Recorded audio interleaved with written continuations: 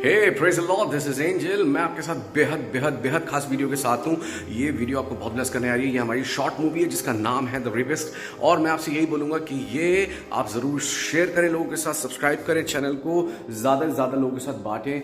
ये कईयों की आंखें खोलेगी, आई एम टेलिंग यू। और इसे ज़रूर देखें एंड तक। एक बहुत पावरफुल मैसेज है इस वीडियो में जो कि लोगों की आंखों को खोलेगा। ये एक ऐसी शख्सियत के बारे में है जिसका नाम ज्योति है पर उसके काम अंधेरे के, जिसने 2021 में बड़े ही विवादित कंट्रोवर्शियल बयान दिए और हमारे देश में उसने लोगों को डिवाइड करने की कोशिश करी, यहाँ की शांति को भंग करने की कोशिश करी। But I am telling you, ये वीडियो बहुत ज़्यादा आपको ब्लेस करने जा रही है। Please share and subscribe. God bless you.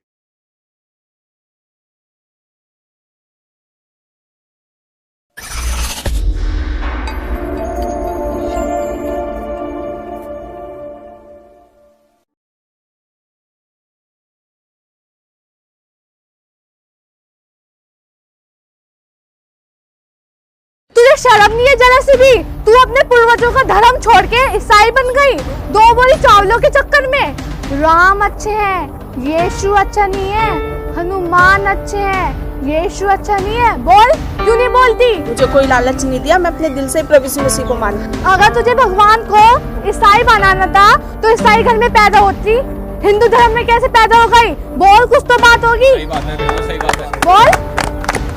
दुनिया में अच्छे बुरे दोनों तरीके के लोग होते हैं, पर सबसे ज़्यादा अफसोस की बात तब होती है जब कोई बुराई कानून के रखवालों के सामने हो और कानून के रखवाले उस पर चुप्पी साध लें।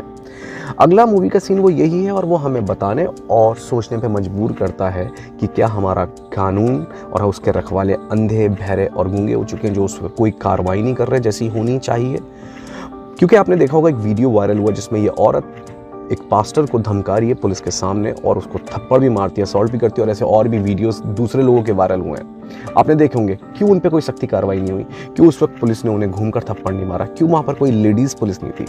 ये कुछ ऐसे सवालों को उठाती है, जरूर देखें। अगर तू इस एरिया में फिर से दिखाई देगी ना, मुझसे बुरा कोई नहीं होगा, जिंदा गाड़ दूंगी तुझको। जी मैं क्या कह रहा हूँ, चिढ़ा रहा है मुझे। और तुम्हें हाथ नहीं उठा सकता मुझ पर तू। अरे सिंघम सर, ये देख रहे हो अब क्या हो रहा है? अरे भाई, तुझे दिख नहीं रहा? मेरी आंखों पे काली पट्टी बंधी है। सर ये क्यों बंधी हुई है? अरे भाई, हम गांधी जी के स्थानों पे चलते हैं। ना बुरा देखो, ना बुरा सुनो, ना बुरा बोलो। ना हम बुरा बोलते हैं, ना बुरा सुनते हैं, ना बुरा देखते हैं। सर आपको लॉकडाउन में तो आम आदमी बहुत दिखे। ओए, जाता है कब बताऊं तुझे?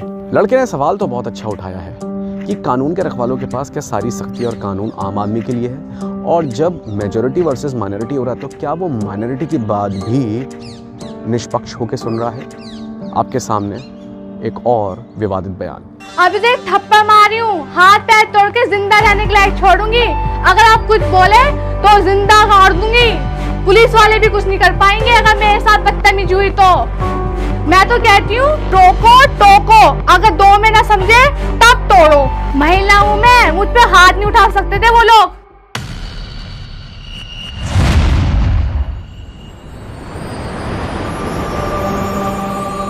अब क्या करूं मैं, समझ नहीं आ रहा। पादरी और ईसाई को तो बहुत धमका लिया मैंने, अब क्या खुराफात करूं? हाँ दीदी, सही कह रही हो। वैसे आपको ऐसे करते रहना चाहिए जिससे आप और मशहूर हो। एक काम करते हैं, किसी ईसाई स्कूल पे चलते हैं, वहाँ जाके हंगामा करते हैं। सही बोल रहा है तू। अरे दीदी, कमाल ही कर दिया आपने। हर जगह आपके चर्चे हो रहे हैं। हाँ दीदी, हर जगह आपके ही चर्चे हैं। इस बार इलेक्शन आप पक्का जीतोगी। इस बार आप ही को टिकट मिलेगा। अरे मैं कहाँ? अरे तुम किसी बाबा को जानते हो जो मैं भविष्य बता सके? हाँ, मैं एक बाबा को जानता हूँ। बहुत ही पहुंचे हुए बाबा हैं वो। उनका नाम है नास्तिक बाबा। नास्तिक बाबा? ये कैसा नाम है? अरे बहुत बड़े बाबा हैं वो। इंसान का वर्तमान, भूतकाल, भविष्य सब बता देते हैं। चलो फिर चलते हैं।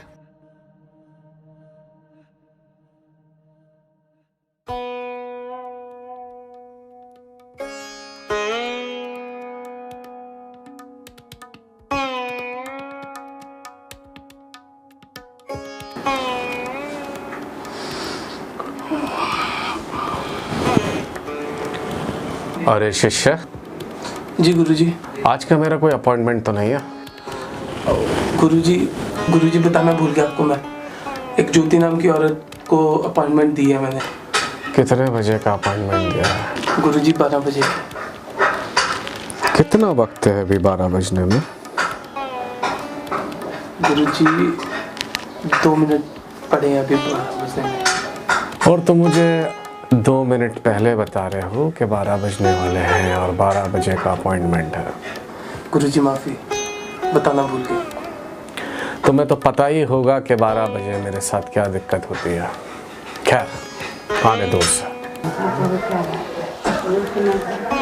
प्रणाम बाबा जी, कोटि कोटि प्रणाम बाबा जी।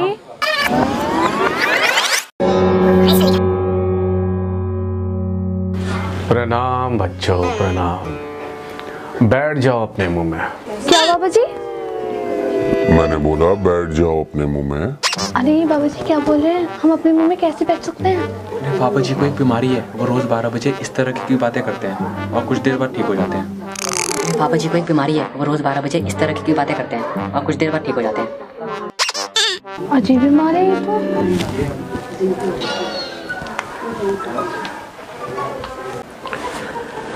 बोलो बच्चों, कैसे आना हुआ अपने मुंह में?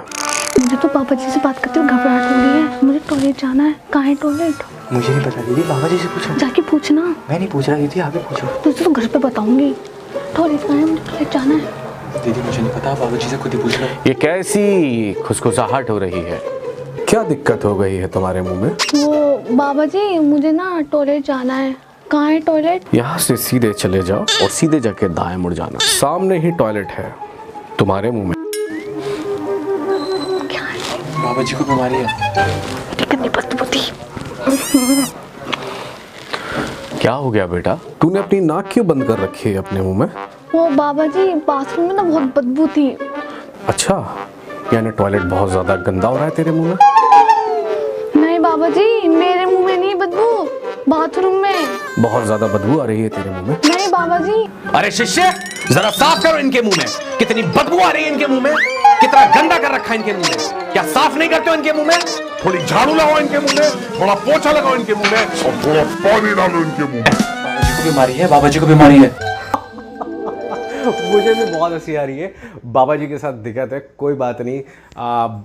हम सब में कुछ ना कुछ इम्परफेक्शंस होते हैं, तो उनके साथ भी दिक्कत है कि 12 बजे थोड़ी दिक्कत हो जाती है उनके साथ। बट 12 बजे के बाद जो होने वाला है वो बहुत इंपॉर्टेंट है। एक बहुत बड़ा ट्विस्ट लेके आने आ रहा है और ये कईयों की आंखों खोलने जा रहा है, तो उसे मिस मत कीजिए, उसे ज़रूर देखिए। God bless. चलो अब मुद्दे की बात करते हैं। बताओ कैसे आना हुआ, क्या जानना चाहते हो अपने भविष्य के बारे में? अरे बाबा जी तो ठीक हो गए। बाबा जी कुछ देर तक ही ऐसी बात करते हैं, अब बाबा जी ठीक हो गए। अच्छा बाबा जी, मुझे पता चला है कि आप लोगों को भविष्य बताते हैं। मेरा भविष्य कैसा है राजनीति में? क्या मैं इलेक्शन जीतूंगी? बेटा आई तो बिल्कुल सही जगह पर है। हम तेरा भविष्य क्या, हम तो तेरा अतीत, वर्तमान और भविष्य तीनों बता सकते हैं। हम ये भी बता सकते हैं कि तुझे टिकट मिलेगा या नहीं, तू कैसी राजनेता बनेगी और कितना सफल है तेरा भविष्य। पर तेरे भविष्य और इस वर्तमान के बीच में एक सवाल की दीवार है। अगर तूने मेरे सवाल का जवाब दे दिया तो जा, मैं तुझे तेरे भविष्य के बारे में बता दूंगा। मैं ये भी बता दूंगा कि तुझे टिकट मिलेगा या नहीं और तू कितनी सफल राजनेता बनेगी या नहीं। सवाल? कैसा सवाल बाबा जी? क्या है सवाल बाबा जी? सवाल ये है, तेरे हिसाब से एक रेपिस्ट को यानी कि एक बलात्कारी को क्या सजा मिलनी चाहिए? बलात्कारी? बाबा जी समझी नहीं मैं। धीरज धरो, बताते हैं। मतलब ये है कि इस शहर में एक रेपिस्ट यानी कि एक दुष्ट बलात्कारी घूम रहा है, जो कि शादीशुदा औरतों को डराता है, धमकाता है, उनके साथ ज़बरदस्ती करता है, उनकी इज्जत के साथ खेलता है, उनकी इज्जत को लूटता है। बता कि इस दुष्ट और पापी इंसान के साथ क्या व्यवहार करना चाहिए, क्या सज़ा इसे मिलनी चाहिए? ऐसे गंदे इंसान को तो बीच चौराहे पे ले जाके फांसी देनी चाहिए, उसको टुकड़े टुकड़े करके कुत्तों को खिला देनी चाहिए, जिंदा जला देना चाहिए। धीरज धर बेटा, धीरज धर। बाबा जी बताइए, कौन है वो गंदा इंसान जो एक कुकर्म कर रहा है? क्या तू सच में जानना चाहती है जी बाबा जी। कि वो बलात्कारी कौन है? जी बाबा जी बताइए। वो बलात्कारी कोई और नहीं, पर असल में तू है। मैं बाबा जी, मैं तो खुद एक औरत हूँ, मैं कैसे किसी शादीशुदा औरत का बलात्कार कर सकती हूँ? चल तू बता, तेरे हिसाब से बलात्कार की परिभाषा क्या होती है? क्या होता है बलात्कार? बाबा जी, जब किसी के साथ जबरदस्ती की जाए उसी को बलात्कार कहते हैं। तो तू भी तो यही कर रही है, तू भी तो लोगों की आस्था का, उनके विश्वास का, उनके धर्म का बलात्कार कर रही है।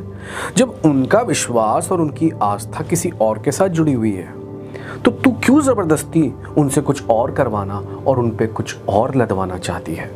जब वो ईसा को अपना आत्मिक पति मान चुके हैं, यानी कि ईसा की ही आराधना करने का संकल्प ले चुके हैं और उसके साथ वो वाचा में जुड़ चुके हैं, तो तू कुछ और लादने की क्यों कोशिश कर रही है उन पे?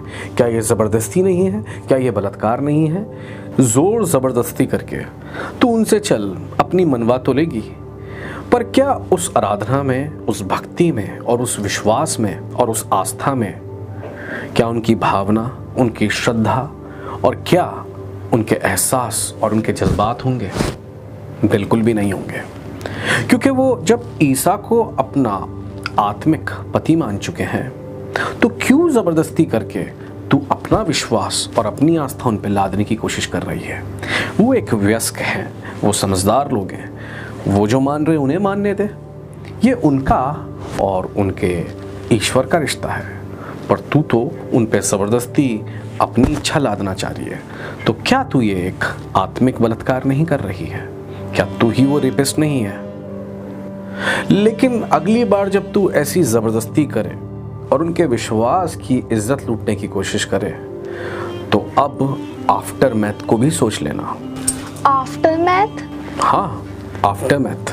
वो क्या होता है बाबा जी? आफ्टर मैथ यानी कि दुष्ट परिणाम जो मनुष्य की, इंसान की दुष्टता की वजह से आते हैं। चल तुझे मैं कुछ आफ्टर मैथ के उदाहरण देता हूँ, कुछ मिसाल देता हूँ। तुझे पता है कि जब ईसा मसीह को सूली पे चढ़ाने वाले थे तो जो उस वक्त का गवर्नर था रोमी, उसने कहा मैं तो इसमें सूली पे चढ़ाने लायक कोई भी दोष नहीं पाता हूँ, लेकिन यहूदियों ने बोला इसे क्रूस दो। तो उस रोमी गवर्नर ने कहा कि मैं इस मासूम के, इस निर्दोष के खून से अपने हाथ धोता हूँ, लेकिन यहूदियों ने बोला कि इसका खून हम पर हो और हमारी औलादों पर हो, इसको अभी सूली पे चढ़ाओ, इसे क्रूस दो। यहूदियों ने ये बात बोल तो दी, पर वो आफ्टर मैथ को भूल गए। पता है क्या हुआ? ये बात 2000 साल पहले हुई, लेकिन हिटलर का जब वक्त आया और हिटलर का जब ज़माना आया तो हिटलर ने 60 लाख यहूदियों का कत्लेआम करवाया। इसी को आफ्टर मैथ बोलते हैं, क्योंकि यहूदियों ने बोला था कि इसका खून हम पर और हमारी औलादों पर हो। उन्हें नहीं पता था कि उनके ऊपर तो ये खून आएगा, पर उनकी औलादों पर भी आएगा। इसका आफ्टर मैथ, इसका परिणाम जो कि उनके ऊपर आया उसके कई हजार साल के बाद। मैं बिल्कुल भी एंटी सेमिटिज्म की सपोर्ट नहीं करता, पर याद रखो, पैने पे कोई भी लात मारेगा घायल तो होगा, चाहे यहूदी क्यों ना हो। ठीक इसी तरीके से रोम में कितने ईसाइयों को मारा। वहाँ का सनकी सम्राट नीरो ईसाइयों को जानवरों की खालों में लपेट देता था, उनको कुत्तों से फड़वा देता था, जानवरों के सामने, जंगली जानवरों के सामने फेंक देता था। और यहाँ तक कि उसकी सनक यहाँ तक हो गई कि जब रात में अंधेरा हो जाता था रोम में, तो ईसाइयों को बांध कर उन्हें आग लगाकर उनसे रोशनी करा करता था रोम में वो, कि रात में ईसाइयों को जलाकर रोम में रोशनी हो। पर आफ्टर मैथ क्या निकला? आफ्टरमैथ ये निकला कि 300 साल के अंदर जो कि मूर्ति पूजा का सबसे बड़ा गढ़ था रोम, वो ईसाइयों का सबसे बड़ा स्ट्रॉन्ग होल्ड बन गया, पूरा का पूरा क्रिश्चियन कंट्री बन गया। इसी को आफ्टरमैथ बोलते हैं। और एक और संकी, वो भी आफ्टरमैथ नहीं जानता था, जिसका नाम शाउल था।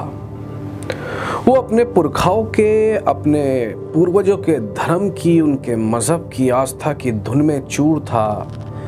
और जब ईसाई धर्म बढ़ रहा था तो उसे ये लगा कि वो खतरे में है, उनके पूर्वजों का धर्म, उनके पूर्वजों की आस्था। और उसने ईसाइयों को मारना शुरू कर दिया, पत्थरवा कर दिया, जिंदा मरवा दिए, जेल खानों में डाल दिए। पर हुआ क्या, उसी को ईसा ने चुन लिया। और नतीजा क्या निकला? नतीजा ये निकला कि वही अपने वक्त का सबसे महान मिशनरी बन गया और आधे से ज़्यादा बाइबल के न्यू टेस्टामेंट को लिखने वाला एक प्रेरित, एक रसूल बनकर सामने आया।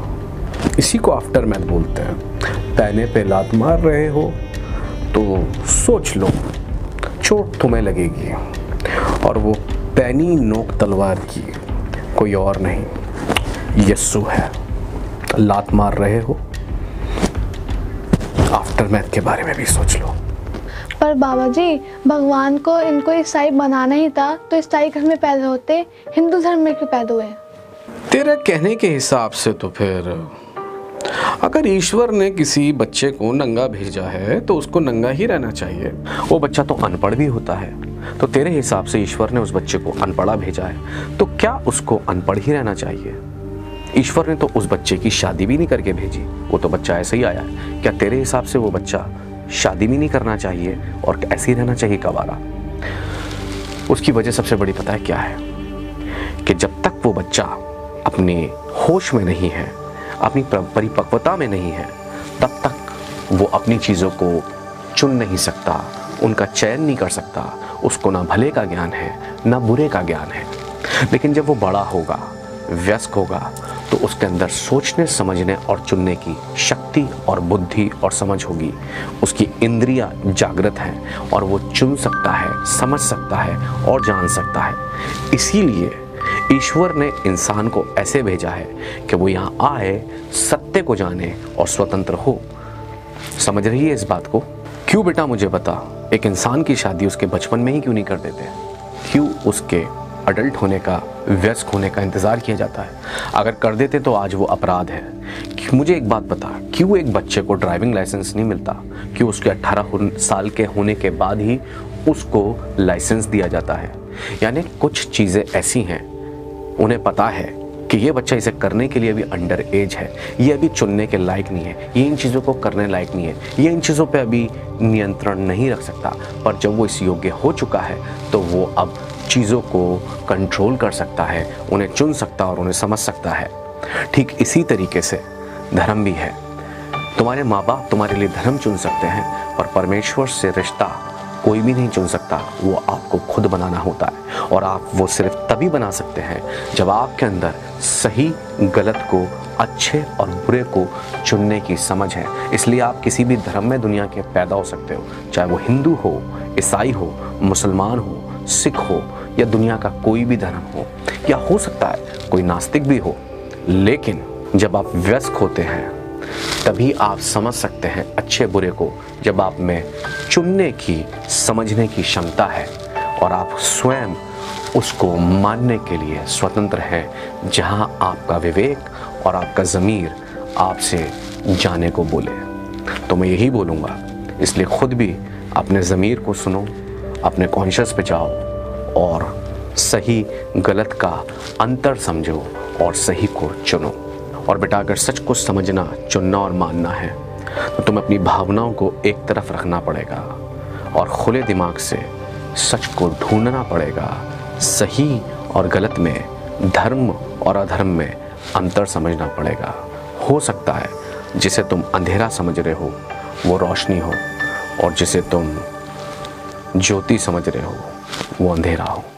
तू भी वयस्क है, सच्चाई को ढूंढ और उसका पीछा कर। ईश्वर तेरी आंखें खोले।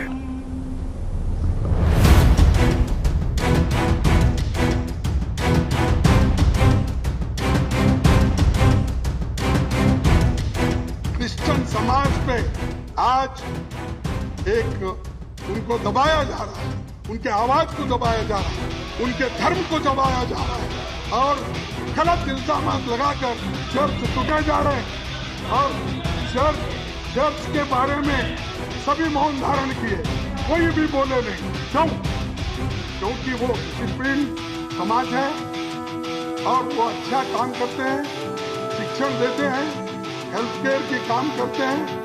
तो वो लोगों को और बहुत से लाभार्थी यहाँ है, बहुत से लोग अपने बच्चों को मिशनरी स्कूल में पढ़ाते हैं, अंग्रेजी स्कूल में पहला वोट लगा देते हैं और ऐसे लोग उसी संस्था में जाके चर्च को तोड़ना, चर्च को ये करना, ये आपका और वो भी यीशु क्रिस्त के जन्मदिन।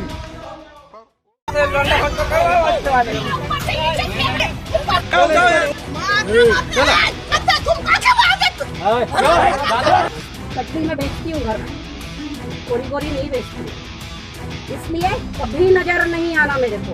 किसी भी बच्चे को बाइबल पढ़ाते हो या यीशु बहुत अच्छे हैं बिल्कुल नहीं बोलना। राम अच्छे हैं, है ना, हनुमान अच्छे हैं, और तुम हिंदू हो इस चीज को समझ लो। अगर ऐसा रहता तो तुमको उनके घर पैदा करते, हिंदू के घर में पैदा नहीं करते।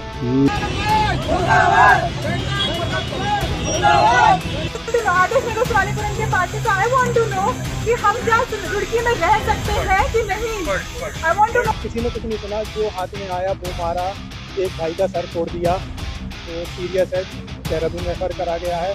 और एकदम आगे उन्होंने कुछ नहीं देखा, सिर्फ मार धाड़ और तोड़ फोड़ शुरू कर दी। News coming in from back home. Right-wing Hindu fundamentalist groups, activists of these groups, stormed into a school, the St. Joseph School in MP's Vidisha district, and pelted stones on the school building and damaged property of the school building. They are alleging religious conversion by this Christian missionary school. तो मतलब धर्म परिवर्तन के संबंध में मतलब क्या था? वो कोई अपराध कर रहे थे या कोई अपराधी, उनका अपराध घोषित हुआ, क्या था? नहीं बता पाएंगे, पूरी जानकारी। ऐसा हुआ नहीं हुआ, आप ये बताएं ना। हुआ, घटना तो हुई। क्या घटना हुई? घटना हुई कि सूचना मिली पब्लिक द्वारा कि धर्म परिवर्तन हो रहा है वहाँ। क्या देखा आपने धर्म परिवर्तन के, क्या प्रमाण पाया? वही तेल और वो सीसी जो है, तो उससे तो वो प्रार्थना कर रहे हैं, तो उसमें धर्म परिवर्तन कैसे हो गया? मतलब और हो भी गया तो क्या धर्म परिवर्तन करना अपराध है हिंदुस्तान के संविधान के अनुसार? ये बताएं जरा। संविधान की इतनी डीपली जानकारी हमको नहीं है। आपको नहीं है संविधान के हिसाब से धर्म परिवर्तन अपराध है या नहीं है? Inside a police station in Raipur today, this all over allegations of a possible religious conversion.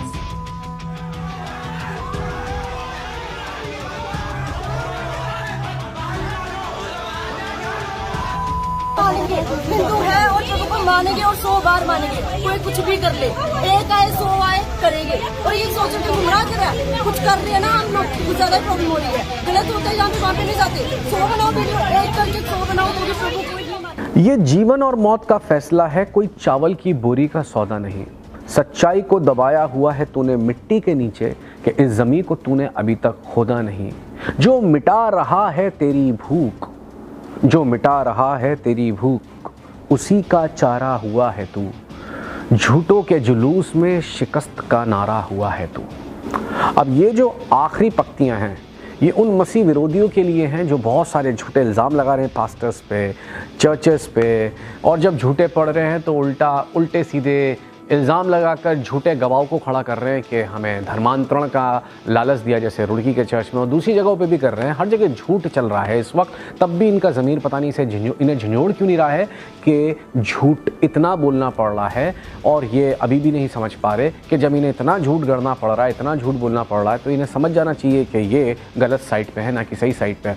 तो कहने का मतलब है, सुनिएगा गौर से, जो आखिरी लाइन है, तुझे चालें चलनी पड़ रही हैं, तुझे षड्यंत्र करने पड़ रहे हैं, यीशु मसीह के नाम को रोकने के लिए तुझे 100 झूठ गढ़ने पड़ रहे हैं। खुद के खोदे हुए गड्ढे में खुद का गिराया हुआ है तू, झूठों के जुलूस में शिकस्त का नारा हुआ है तू।